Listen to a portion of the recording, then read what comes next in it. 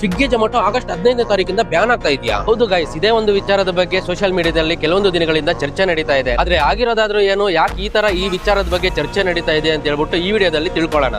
ಹೌದಾ?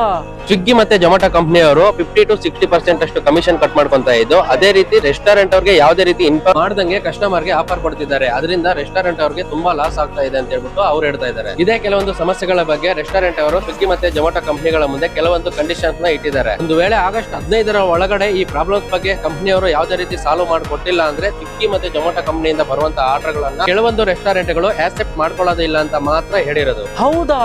ಇದು ಬಿಟ್ಟರೆ ಸ್ವಿಗ್ಗಿ ಮತ್ತೆ ಜೊಮ್ಯಾಟೊ ಕಂಪನಿಯನ್ನ ಬ್ಯಾನ್ ಮಾಡ್ತೀವಿ ಅಂತ ಸರ್ಕಾರ ಯಾವುದೇ ರೀತಿ ಅಧಿಕೃತ ಮಾಹಿತಿ ನೀಡಿಲ್ಲ. So my lovely delivery partner, ನಾವು ಯಾವುದೇ ರೀತಿ ಗಾಬರಿ ಮಾಡ್ಕೊಳ್ಳೋ ಅವಶ್ಯಕತೆ ಇಲ್ಲ. ಯಾಕಂದ್ರೆ ಸ್ವಿಗ್ಗಿ ಜೊಮ್ಯಾಟೊ ಎಂದಿನಂತೆ ರನ್ ಆಗುತ್ತೆ. ಬಟ್ ಏನು ಅಂದ್ರೆ ಆರ್ಡರ್ ಸ್ವಲ್ಪ ಕಡಿಮೆ ಆಗ್ಬೋದು. ಈ ಮಾಹಿತಿ ಇಷ್ಟ ಆಗಿದ್ರೆ ವಿಡಿಯೋಗೆ ಒಂದು ಲೈಕ್ ಮಾಡಿ, ನಿಮ್ಮ ಫ್ರೆಂಡ್ಸ್ ಶೇರ್ ಮಾಡಿ. ನೆಕ್ಸ್ಟ್ ವಿಡಿಯೋದಲ್ಲಿ ಮತ್ತೆ ನಾನು ನಿಮ್ಗೆ ಸಿಗ್ತೀನಿ. ಅಲ್ಲಿವರೆಗೂ ಬಾಯ್.